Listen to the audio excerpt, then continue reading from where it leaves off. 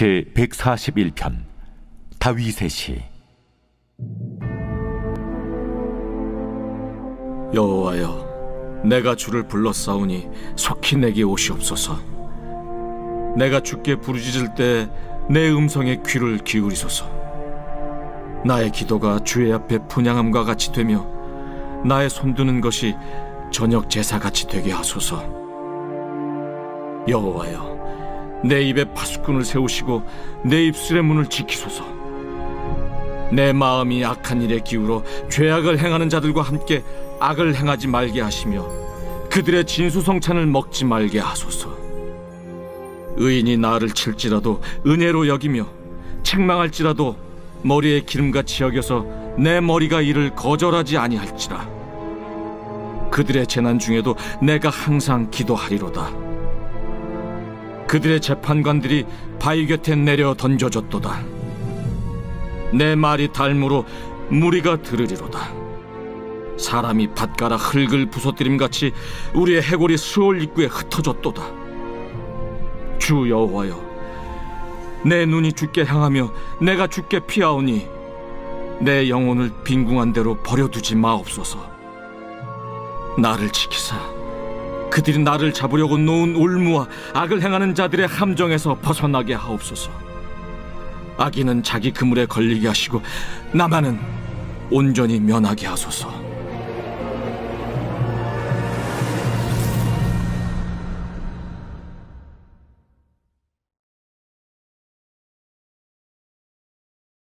장차 오실 메시아에 대한 소망, 그리고 그가 지으실 새 성전에 대한 소망 말이죠. 그것이 이 오래된 족보의 의의입니다. 다음은 다윗에 대한 이야기로 전환됩니다. 대부분 사무엘에 나왔던 이야기라 익숙하지만 여기에도 정말 중요한 차이점이 있습니다. 먼저 저자는 다윗의 부정적인 이야기는 모두 제외합니다. 유약하고 부도덕하게 묘사된 부분 말이죠. 사울에게 핍박당해 광야에 숨었던 일, 밧세바를 간음하고 그녀의 남편을 살인한 일 등은 기록하지 않고 다윗을 선한 사람으로 그린 이야기만 남기죠. 또한 그는 사무엘에는 없는 새로운 내용을 추가하며 다윗을 더욱 긍정적으로 비춥니다. 다윗이 성전 건축을 준비하는 장면이 여러 장에 걸쳐 기록되어 있는데 그는 각종 자재와 기술자들을 모으고 레위인들과 찬양대를 준비시키죠. 나아가 이번엔 다윗을 모세와 같은 인물로 묘사하는데요. 하나님이 다윗에게 성전의 설계도를 주시는 모습은 모세에게 성막의 설계도를 주셨던 모습과 흡사합니다. 그런데 왜 다윗에 대한 새로운 내용을 소개할까요? 저자는 다윗의 결점을 숨기려는 게 아닙니다. 어차피 사무엘을 읽으면 누구나 알게 되니까요. 오히려 그는 다윗을 이상적인 왕으로 묘사함으로써 그의 혈통에서 오실 메시아의 모습 혹은 전형을 만들려고 한 것입니다. 이는 예레미야나 에스겔이 오실 메시아를 새로운 다윗이라 말한 것과 매우 비슷한데 역대상 17장에 다윗을 향한 하나님의 언약이 어떻게 기술되어 있는지 보면 명확히 이해할 수 있습니다. 이 이야기에 상응하는 사무엘하 7장과 비교해보면 역대기 저자가 강조하는 것은 다윗도 솔로몬도 그 외 어느 왕도 메시아가 아니었으며 앞으로 오실 메시아는 다윗과 같은 왕이 될 거라는 것입니다. 그래서 저자에게 과거 다윗 왕의 이야기들은 미래에 대한 소망을 지속시키는 힘이 되어줍니다. 제23장.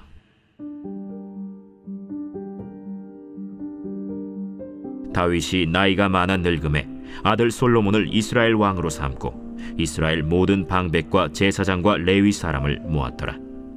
레위 사람은 30세 이상으로 계수하니 모든 남자의 수가 38,000명인데 그 중에 24,000명은 여호와의 성전의 일을 보살피는 자요 6,000명은 관원과 재판관이요 4,000명은 문지기요 4,000명은 그가 여호와께 찬송을 드리기 위하여 만든 악기로 찬송하는 자들이라. 다윗이 레위의 아들들을 게르손과 그핫과 므라리에 따라 각 반으로 나누었더라. 게르손 자손은 라단과 시므이라. 라단의 아들들은 우두머리 여히엘과 또 세담과 요엘 세 사람이요 시므이의 아들들은 슬로밋과 하시엘과 하란 세 사람이니 이는 라단의 우두머리들이며 또 시므이의 아들들은 야핫과 시나와 여우스와 브리아이니 이 네 사람도 시므이의 아들이라. 그 우두머리는 야핫이요 그 다음은 시사며 여우스와 브리아는 아들이 많지 아니하므로 그들과 한 조상의 가문으로 계수되었더라. 그 하세 아들들은 아므람과 이스할과 헤브론과 우시엘 네 사람이라. 아므람의 아들들은 아론과 모세이니 아론은 그 자손들과 함께 구별되어 몸을 성결하게 하여 영원토록 심히 거룩한 자가 되어 여호와 앞에 분향하고 섬기며 영원토록 그 이름으로 축복하게 되었느니라. 하나님의 사람 모세의 아들들은 레위 지파 중에 기록되었으니 모세의 아들은 게르솜과 엘리에셀이라. 게르솜의 아들 중에 스브엘이 우두머리가 되었고 엘리에셀의 아들들은 우두머리 르하비아라. 엘리에셀에게 이외에는 다른 아들이 없고 르하비아의 아들들은 심이 많았으며 이스할의 아들들은 우두머리 슬로미시요 헤브론의 아들들은 우두머리 여리야와 둘째 아마랴와 셋째 야하시엘과 넷째 여가므함이며 우시엘의 아들들은 우두머리 미가와 그 다음 이시야더라. 무라리의 아들들은 마흘리와 무시요 마흘리의 아들들은 엘르아살과 기스라. 엘르아살이 아들이 없이 죽고 딸만 있더니 그의 형제 기스의 아들이 그에게 장가들었으며 무시의 아들들은 마흘리와 에델과 여레못 세 사람이더라. 이는 다 레위 자손이니 그 조상의 가문을 따라 계수된 이름이 기록되고 여호와의 성전에서 섬기는 일을 하는 20세 이상 된 우두머리들이라.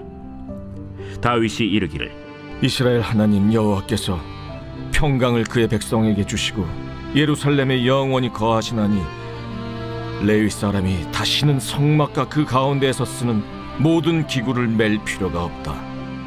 다윗의 유언대로 레위 자손이 20세 이상으로 계수되었으니 그 직분은 아론의 자손을 도와 여호와의 성전과 뜰과 골방에서 섬기고 또 모든 성물을 정결하게 하는 일, 곧 하나님의 성전에서 섬기는 일과 또 진설병과 고운 가루의 소재물, 곧 무교전병이나 과자를 굽는 것이나 반죽하는 것이나 또 모든 저울과 자를 맡고 아침과 저녁마다 서서 여호와께 감사하고 찬송하며 또 안식일과 초하루와 절기의 모든 번제를 여호와께 드리되 그가 명령하신 규례의 정한 수효대로 항상 여호와 앞에 드리며 또 회막의 직무와 성소의 직무와 그들의 형제 아론 자손의 직무를 지켜 여호와의 성전에서 수종드는 것이더라.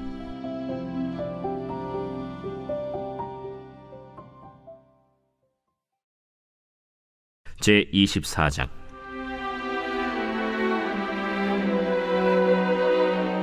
아론 자손의 계열들이 이러하니라. 아론의 아들들은 나답과 아비후와 엘르아살과 이다말이라. 나답과 아비후가 그들의 아버지보다 먼저 죽고 그들에게 아들이 없으므로 엘르아살과 이다말이 제사장의 직분을 행하였더라. 다윗이 엘르아살의 자손 사독과 이다말의 자손 아히멜렉과 더불어 그들을 나누어 각각 그 섬기는 직무를 맡겼는데 엘르아살의 자손 중에 우두머리가 이다말의 자손보다 많으므로 나눈 것이 이러하니 엘르아살 자손의 우두머리가 16명이요 이다말 자손은 그 조상들의 가문을 따라 8명이라. 이에 제비 뽑아 피차에 차등이 없이 나누었으니 이는 성전의 일을 다스리는 자와 하나님의 일을 다스리는 자가 엘르아살의 자손 중에도 있고 이다말의 자손 중에도 있습니다. 레위 사람 느다넬의 아들 서기관 스마야가 왕과 방백과 제사장 사독과 아비아달의 아들 아히멜렉과 및 제사장과 레위 사람의 우두머리 앞에서 그 이름을 기록하여 엘르아살의 자손 중에서 한 집을 뽑고 이다말의 자손 중에서 한 집을 뽑았으니 첫째로 제비 뽑힌 자는 여호야립이요 둘째는 여다야요 셋째는 하림이요 넷째는 스오림이요 다섯째는 말기야요 여섯째는 미야민이요 일곱째는 학고스요 여덟째는 아비야요 아홉째는 예수아요 열째는 스가냐요 열한째는 엘리아십이요 열두째는 야김이요 열셋째는 훗바요 열넷째는 예세브압이요 열다섯째는 빌가요 열여섯째는 임멜이요 열일곱째는 헤실이요 열여덟째는 핫비세스요 열아홉째는 브다히아요 스무째는 여헤스겔이요 스물한째는 야긴이요 스물두째는 가물이요 스물셋째는 들라야요 스물넷째는 마시아라. 이와 같은 직무에 따라 여호와의 성전에 들어가서 그의 아버지 아론을 도왔으니 이는 이스라엘의 하나님 여호와께서 명하신 규례더라. 레위 자손 중에 남은 자는 이러하니 아므람의 아들들 중에는 수바엘이요 수바엘의 아들들 중에는 예드야며 르하비아에게 이르러는 그의 아들들 중에 우두머리 이시야요 이스할의 아들들 중에는 슬로못이요 슬로못의 아들들 중에는 야하시요 헤브론의 아들들은 장자 여리야와 둘째 아마랴와 셋째 야하시엘과 넷째 여가므암이요. 우시엘의 아들들은 미가요. 미가의 아들들 중에는 사밀이요. 미가의 아우는 이시야라. 이시야의 아들들 중에는 스가랴이며 무라리의 아들들은 마흘리와 무시요. 야시야의 아들들은 브노이니. 무라리의 자손 야시야에게서 난 자는 브노와 소함과 삭굴과 이브리요. 마흘리의 아들 중에는 엘르아살이니 엘르아살은 아들이 없으며 기스에게 이르러는 그의 아들 여라무엘이요. 무시의 아들들은 마흘리와 에델과 여리모시니 이는 다 그 조상의 가문에 따라 기록한 레위 자손이라. 이 여러 사람도 다윗 왕과 사독과 아히멜렉과 제사장과 레위 우두머리 앞에서 그들의 형제 아론 자손처럼 제비 뽑혔으니 장자의 가문과 막내 동생의 가문이 다름이 없더라.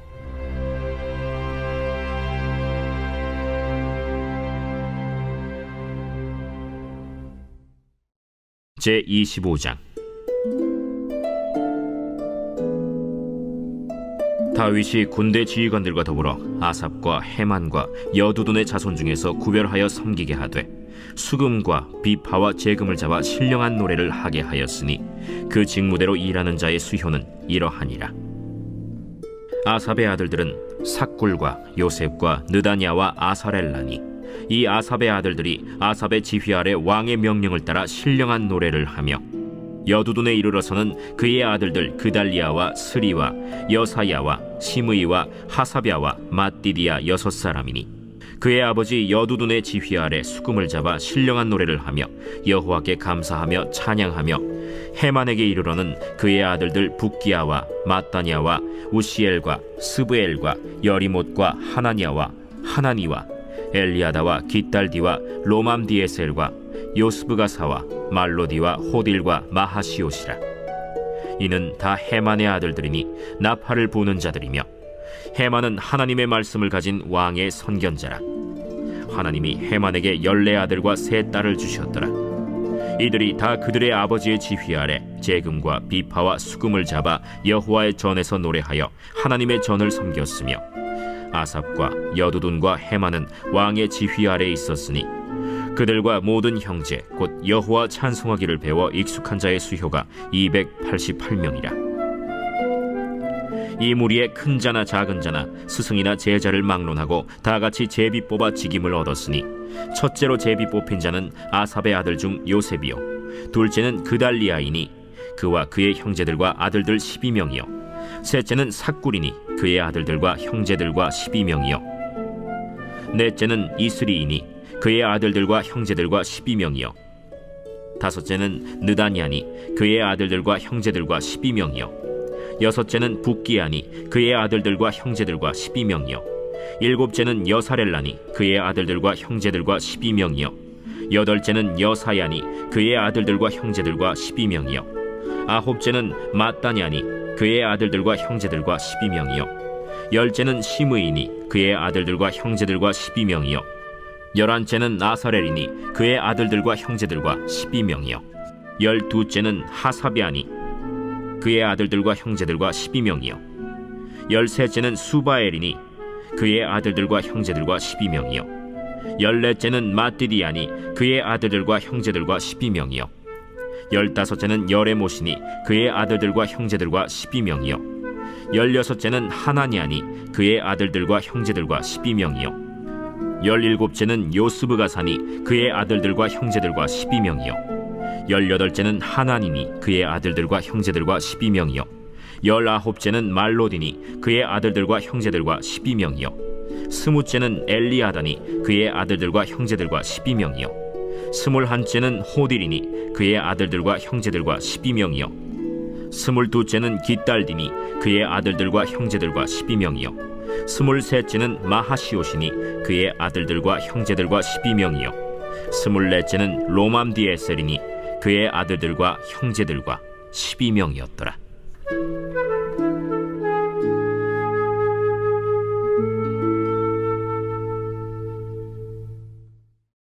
제26장.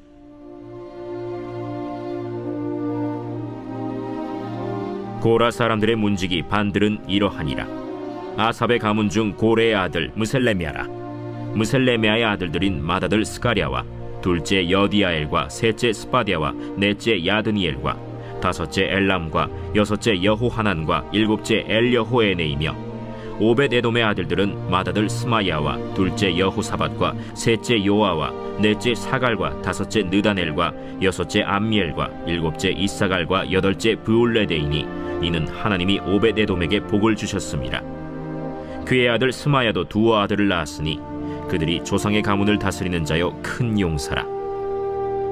스마야의 아들들은 오드니와 르바엘과 오벳과 엘사밧이며 엘사밧의 형제 엘리후와 스마기야는 능력이 있는 자이니 이는 다 오벳에돔의 자손이라.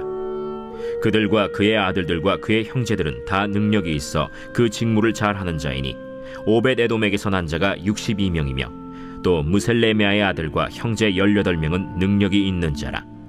므라리 자손 중 호사에게도 아들들이 있으니 그의 장자는 시므리라. 시므리는 본래 맏아들이 아니나 그의 아버지가 장자로 삼았고 둘째는 힐기야요 셋째는 드발리야요 넷째는 스가랴이니 호사의 아들들과 형제들이 13명이더라. 이상은 다 문지기의 반장으로서 그 형제처럼 직임을 얻어 여호와의 성전에서 섬기는 자들이라. 각 문을 지키기 위하여 그의 조상의 가문을 따라 대소를 막론하고 다 제비 뽑혔으니 셀레미아는 동쪽을 뽑았고 그의 아들 스가랴는 명철한 모사라. 모사를 위하여 제비 뽑으니 북쪽을 뽑았고 오벳에돔은 남쪽을 뽑았고 그의 아들들은 곳간에 뽑혔으며 숫빔과 호사는 서쪽을 뽑아 큰 길로 통한 살레겐 문 곁에 있어 서로 대하여 파수하였으니 동쪽 문에 레위 사람이 6이요 북쪽 문에 매일 4사람이요 남쪽 문에 매일 4사람이요 곳간에는 둘씩이며 서쪽 뜰에 있는 큰 길에 4사람 그리고 뜰에 2사람이라. 고라와 므라리 자손의 문지기의 직책은 이러하였더라. 레위 사람 중에 아히야는 하나님의 전 곳간과 성물 곳간을 맡았으며 라단의 자손은 곧 라단에게 속한 게르손 사람의 자손이니 게르손 사람 라단에게 속한 가문의 우두머리는 여히엘리라.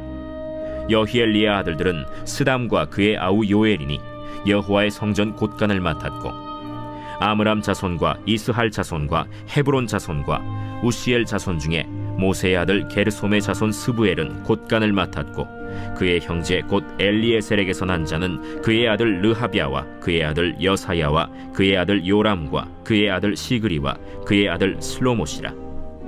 이 슬로못과 그의 형제는 성물의 모든 곳간을 맡았으니 곧 다윗 왕과 가문의 우두머리와 천부장과 백부장과 군대의 모든 지휘관이 구별하여 드린 성물이라. 그들이 싸울 때 노력하여 얻은 물건 중에서 구별하여 드려 여호와의 성전을 개수한 일과 선견자 사무엘과 기스의 아들 사울과 넬의 아들 아브넬과 스루야의 아들 요압이 무엇이든지 구별하여 드린 성물은 다 슬로못과 그의 형제의 지휘를 받았더라. 이스할 자손 중에 그나냐와 그의 아들들은 성전 밖에서 이스라엘의 일을 다스리는 관원과 재판관이 되었고 헤브론 자손 중에 하사랴와 그의 동족 용사 1700명은 요단 서쪽에서 이스라엘을 주관하여 여호와의 모든 일과 왕을 섬기는 직임을 맡았으며 헤브론 자손 중에서는 여리야가 그의 족부와 종족대로 헤브론 자손의 우두머리가 되었더라. 다윗이 왕 위에 있은 지 40년에 길르앗 야셀에서 그들 중에 구하여 큰 용사를 얻었으니 그의 형제 중 2700명이 다 용사요 가문의 우두머리라. 다윗 왕이 그들로 르우벤과 갓과 므낫세 반지파를 주관하여 하나님의 모든 일과 왕의 일을 다스리게 하였더라.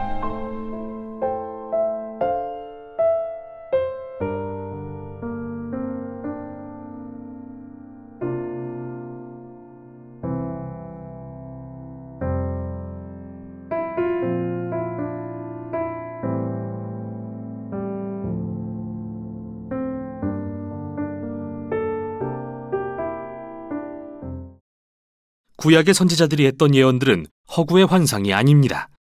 오히려 인간을 통해 하신 말씀과 인간이 되신 예수님을 통해서 하나님은 우리에게 친히 말씀하십니다. 다음으로 베드로는 교회 안의 거짓 교사들이 가하는 위협에 대해 언급하면서 그들이 제기하는 반박에 초점을 맞춥니다. 먼저 그들은 하나님이 최후의 심판을 통해 모든 사람의 선택에 대한 책임을 물으신다는 것을 부정합니다. 그리고 이것을 구실 삼아 돈과 성에 관한 예수님의 가르침을 무시하고 교회로부터 엄청난 이익을 취하며 말할 것도 없이 성적으로 문란한 생활을 했습니다. 그러나 베드로는 독자들에게 공의의 하나님께서 반역한 자들을 심판하실 수 있고 심판하실 것임을 상기시키죠. 그는 하나님이 심판하셨던 세 가지 전례를 떠올립니다. 첫째는 창세기 6장에 나오는 하나님의 아들들의 이야기로서 당시 유명한 유대 문헌인 에녹 1서에 해석되어 있는데요. 이에 따르면 하나님의 아들들은 금기를 어기고 여인들과 동침해 하나님의 심판을 받은 반역한 천사들입니다. 이어서 베드로는 고대의 홍수 이야기, 그리고 소돔과 고모라 이야기를 꺼냅니다. 각 이야기에서 반역은 모두 하나님의 심판으로 이어졌습니다. 하지만 베드로는 하나님이 언제나 신실하게 그분의 백성을 구하셨다고 말하면서 롯의 이야기를 예로 듭니다. 그 후 베드로는 이 고대의 이야기들을 거짓 교사들의 부패한 생활 방식과 연결짓는데요. 그들 역시 돈과 성적 쾌락을 줬습니다. 하나님의 권위를 멸시하며 하나님이 도덕적인 결정에 상관하지 않으신다고 생각하도록 사람들을 오도합니다. 그는 그들이 그리스도인의 자유를 논하면서 이를 마치 뭐든지 내키는 대로 할 수 있는 면허처럼 남용한다고 말합니다. 이는 베드로가 후에 3장에서 바울 서신을 언급하는 이유인데 이 교사들은 그리스도 안에서의 자유에 관한 바울의 가르침을 왜곡한 것으로 보입니다. 바울이 의미한 자유는 그런 게 아닌데 말이죠. 그리고 베드로는 이 교사들이 정말로 자유로운 게 아님을 분명히 합니다. 사실 그들은 자기 육체의 정욕의 노예입니다. 그리고 그들이 그리스도인이라는 사실은 더 비극인데 그들은 예수님의 가르침을 알기에 갑절의 책임을 져야 하기 때문이죠. 그들은 한심하게도 개가 자기가 토한 것을 다시 먹고 돼지가 씻고 나서 구덩이에 뒹군다는 옛 잠언의 예가 되고 말았습니다. 그러고 나서 베드로는 그 교사들이 최후의 심판을 부정하는 논거에 대해 다룹니다. 그들이 말하길 여러 세대의 하나님의 백성이 태어나고 소망의 성취를 보지 못한 채 세상을 떠났다. 대체 약속된 예수님의 재림은 어디 있는가? 베드로는 그들의 반박이 얼마나 근시안적인지 보임으로써 이에 답합니다. 그는 우리가 사는 놀라운 우주를 둘러보라고 말합니다. 우리가 존재한다는 사실 자체가 과거의 어느 순간 무에서 유를, 혼돈에서 질서를 창조하시려고 하나님의 말씀이 극적인 방법으로 개입하셨다는 것을 의미하며 얼마든지 다시 그렇게 하실 수 있죠. 그래서 진짜 질문은 왜 이렇게 오래 걸리는가인데요. 베드로는 우리에게 인간의 시간관념이 극히 제한적이라는 사실을 상기시킵니다. 하나님이 일하시는 아주 긴 시간은 지극히 짧은 인생의 관점에 잘 들어맞지 않습니다. 이렇게 긴 시간은 사실 하나님의 인내의 증거입니다. 그로써 모든 세대가 그들의 이기심을 깨달을 기회를 얻기 때문입니다. 자신을 낮춰 하나님의 자비로운 은혜 앞에 회개하도록 말이죠. 그리고 그 은혜는 주의 날에 대단원의 막을 내릴 것입니다. 여기서 베드로는 하나님의 심판의 날을 소멸하는 불로 묘사한 이사야와 스바냐의 예언의 시를 인용합니다. 하늘은 사라지고 스토이케이아는 불에 녹아버릴 거라고 말하는데요. 이 단어는 헬라어로 원소들을 가리키는데 이 경우에는 물질 세계가 소멸되는 것을 뜻하죠. 그러나 그보다는 천체, 즉 별들을 가리킬 가능성이 더 높습니다.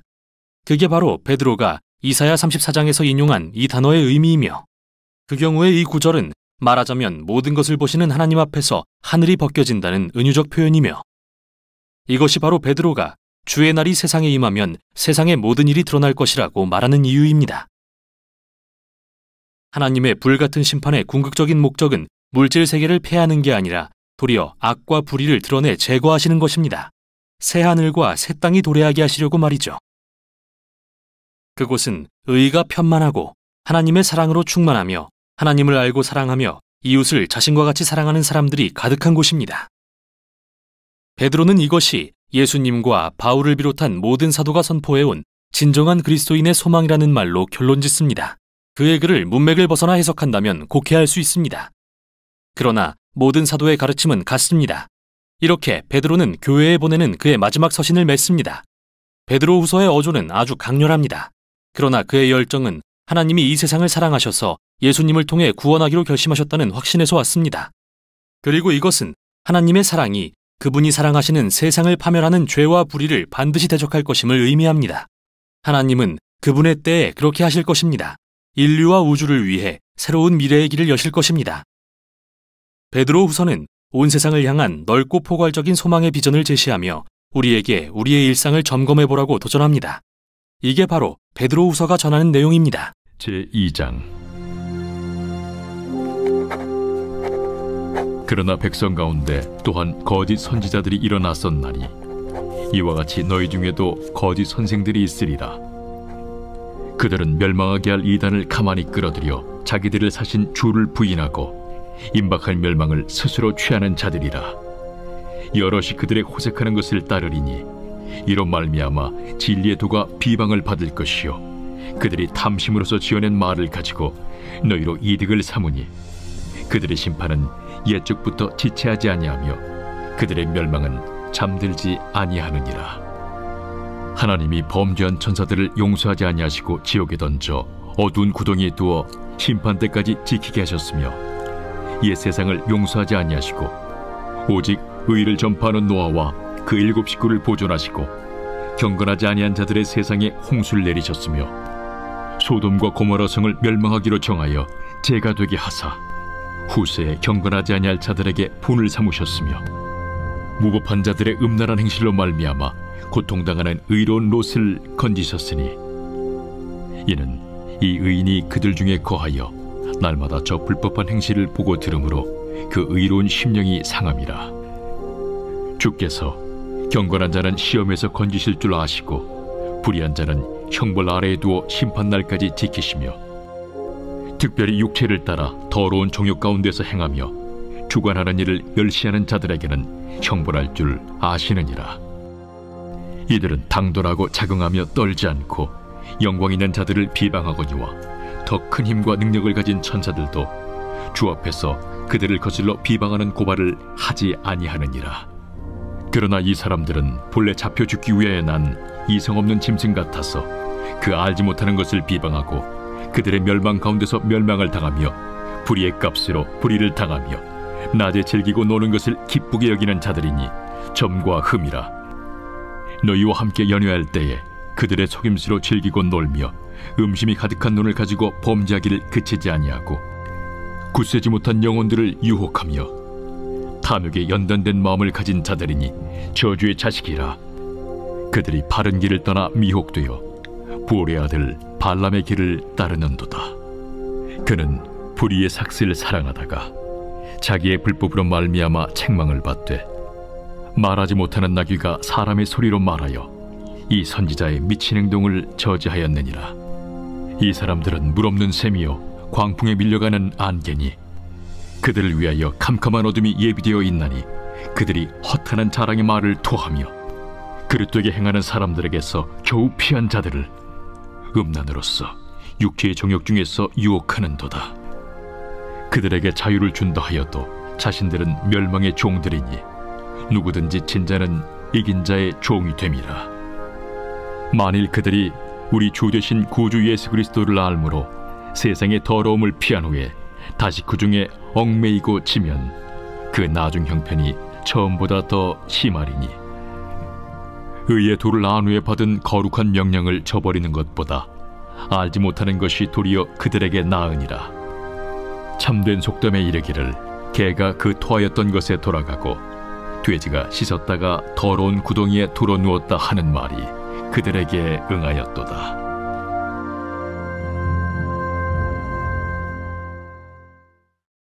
제3장. 사랑하는 자들아, 내가 이제 이 둘째 편지를 너희에게 쓰노니 이 두 편지로 너희의 진실한 마음을 일깨워 생각나게 하여 곧 거룩한 선지자들이 예언한 말씀과 주 되신 구주께서 너희의 사도들로 말미암아 명하신 것을 기억하게 하려 하노라. 먼저 이것을 알지니 말세에 조롱하는 자들이 와서 자기의 정욕을 따라 행하며 조롱하여 이르되 주께서 강림하신다는 약속이 어디 있느냐? 조상들이 잔 후로부터 만물이 처음 창조될 때와 같이 그냥 있다 하니 이는 하늘이 옛적부터 있는 것과 땅이 물에서 나와 물로 성립된 것도 하나님의 말씀으로 된 것을 그들이 일부러 잊으려 함이로다. 이로 말미암아 그때의 세상은 물이 넘침으로 멸망하였으되 이제 하늘과 땅은 그 동일한 말씀으로 불사르기 위하여 보호하신 바 되어 경건하지 아니한 사람들의 심판과 멸망의 날까지 보존하여 두신 것이니라. 사랑하는 자들아, 주께는 하루가 1000년 같고 1000년이 하루 같다는 이 한 가지를 잊지 말라. 주의 약속은 어떤 이들이 더디다고 생각하는 것 같이 더딘 것이 아니라 오직 주께서는 너희를 대하여 오래 참으사 아무도 멸망하지 아니하고 다 회개하게 이르기를 원하시느니라. 그러나 주의 날이 도둑같이 오리니 그날에는 하늘이 큰 소리로 떠나가고 물질이 뜨거운 불에 풀어지고 땅과 그 중에 있는 모든 일이 드러나리로다. 이 모든 것이 이렇게 풀어지리니 너희가 어떠한 사람이 되어야 마땅하냐?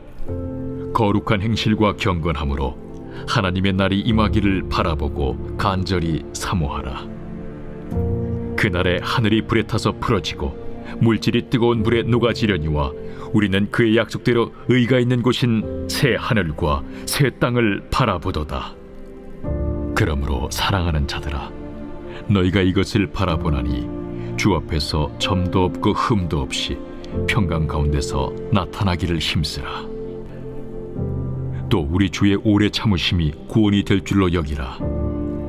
우리가 사랑하는 형제 바울도 그 받은 지혜대로 너희에게 이같이 썼고 또 그 모든 편지에도 이런 일에 관하여 말하였으되 그 중에 알기 어려운 것이 덜어 있으니 무식한 자들과 굳세지 못한 자들이 다른 성경과 같이 그것도 억지로 풀다가 스스로 멸망에 이르느니라. 그러므로 사랑하는 자들아, 너희가 이것을 미리 알았은즉 무법한 자들의 미혹에 이끌려 너희가 굳센 데서 떨어질까 삼가라. 오직 우리 주 곧 구주 예수 그리스도의 은혜와 그를 아는 지식에서 자라가라. 영광이 이제와 영원한 날까지 그에게 있을지어다.